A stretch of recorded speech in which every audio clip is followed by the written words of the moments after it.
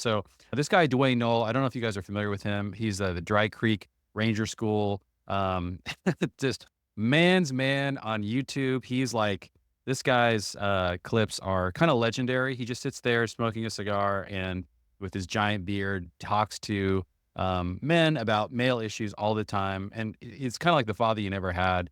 But it seems like he comes straight out of an era that's at least like 80 years old. Chris Williamson had him on his podcast, and they had all kinds of kind of mind-blowing discussion. It was like the modern world was colliding with this ancient world, and that's what I mean, of course, that's I love seeing these collisions. But then they started having this conversation about therapy, and I was like, "Oh, this is gonna get interesting." So I'll play this for you guys and then get your thoughts on this.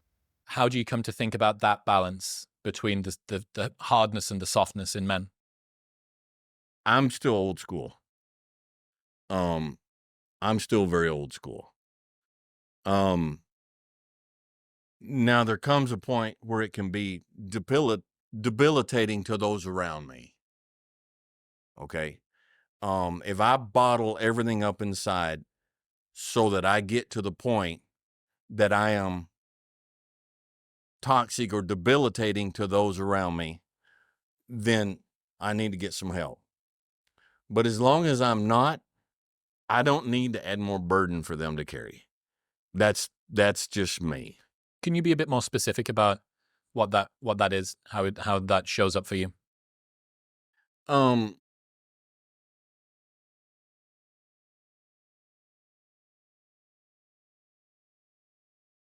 my my wife has been encouraging me for a while now for me to go and talk to somebody. Just there's years and years and years of, I mean, there were a lot of rough years there. Um, but I'm like, I can't do that. You know, I mean, I know the guy gets paid to sit there and, but it's not, it's just not necessary, you know?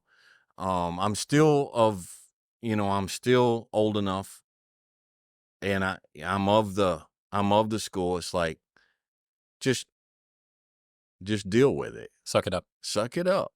You know, I broke 3 ribs one time in a barn, saddling horses, horse threw a fit, took 8 aspirin and got on that horse and did a 4-hour ride because I had a job to do. It's my job. Now, I know, let's go back to balance. Okay. I was about to mention that. I understand. I'm with you 100%. All right, so a couple of things I want to highlight there. So it's interesting. So his wife's been trying to tell him, look, you need to go talk to somebody, like you got a lot of stuff bottled up. And he's just like, and his response to that is, I don't want to be a burden. Like, and there's like a sense in which I can't do this. Like I can't, there's something I can't do. I know he's paid. I mean, he's not really articulating a philosophy of like, why he's not doing it so much as he's just sort of viscerally like reacting the way I think a lot of men are wired. And this is what I'm trying to understand. And it really reminds me of, I don't know if you guys remember, but when The Sopranos first came out, you had kind of this weird side element to the show where I guess the father who was like constantly committing crimes and murdering people was showing up at a therapist's office every week, and getting therapy for all the murder or whatever he was doing. um, I remember this conversation happening kind of publicly, and that is like, they're trying, they wanted to show what the sort of man's man in therapy, like what happens, or that's such an interesting thing to watch because there's something that, and like, we're not getting to the bottom of this. This is part of why I want just to stir up a conversation. And I'm curious what you guys think. Is this all just overblown and guys need to get over it? And like, there's just a time where you just need to go and get help. Or is there something adaptive and helpful and necessary about this kind of compartmentalization, bottling things up? So Tyler, let us start with you and then Phil, get your take. Yeah. Yeah, I've got a lot of thoughts, and I'll be interested to see where this conversation goes as well.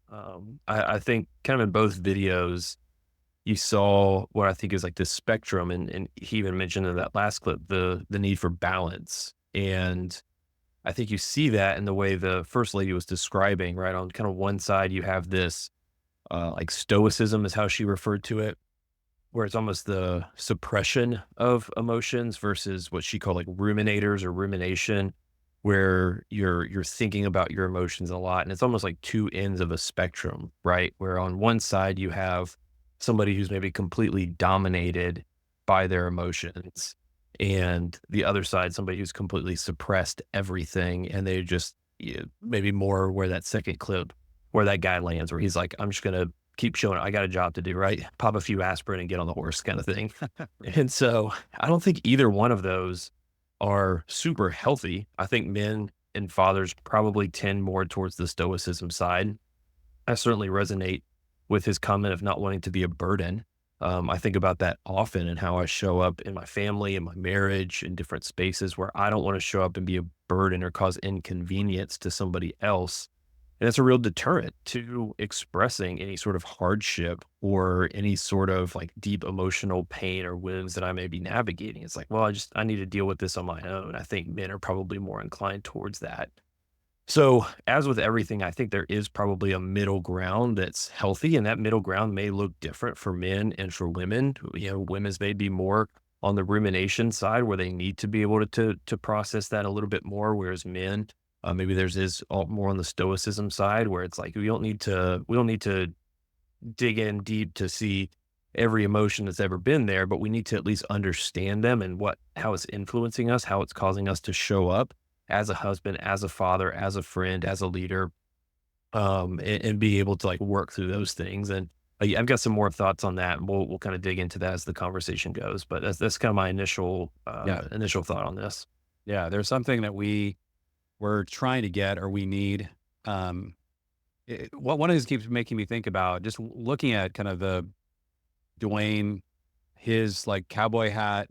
Like to me, there's like an archetype, which is, and where I think what he's describing is really adaptive, is if you're off on the frontier and there's like you have no one as a father to go back. You just have to become like this hyper Yeah. self-sufficient man.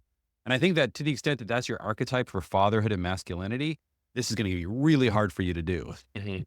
Yeah. It's like, yeah, I'm not built for this modern world. Yeah. Phil, what did this start for you?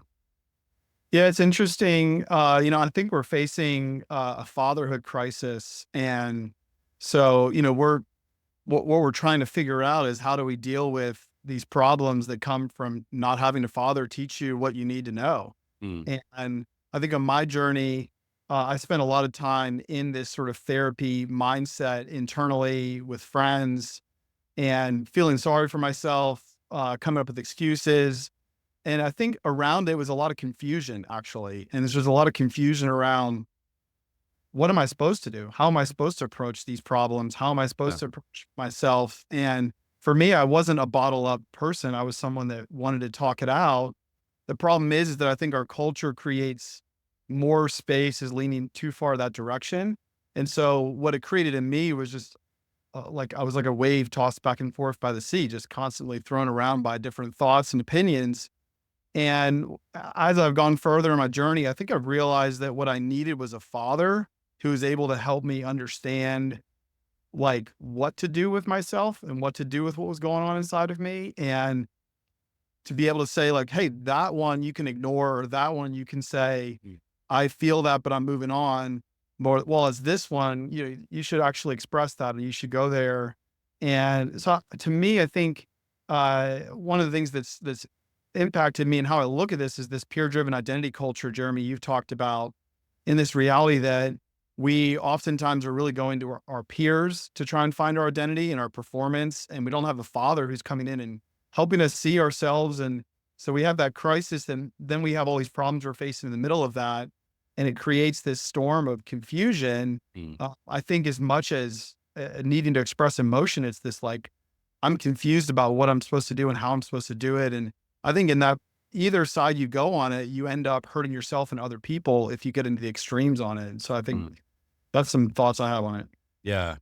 That reminds me of that clip. I don't know if you guys remember back in the day. I think it was, is it Jason Wilson, who, was teaching, mostly African-American kids in Detroit, I think martial arts at this Cave Adullam school.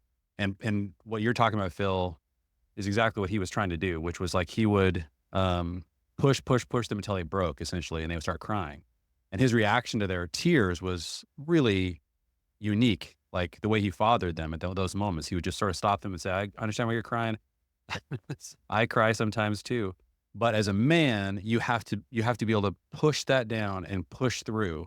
And so I want you to write like that would not be the end of the lesson. That would be like the middle of the lesson. Like that's the thing you have to overcome. You got to overcome that emotion, that thing you're feeling. And that's a very different approach. And I love what you're saying, Phil. Like, yeah, we were designed to be fathered through these emotional questions as opposed to, but now that the choice is between therapy and just in confusion, it seems like you're saying like we're just a little lost in the emotions.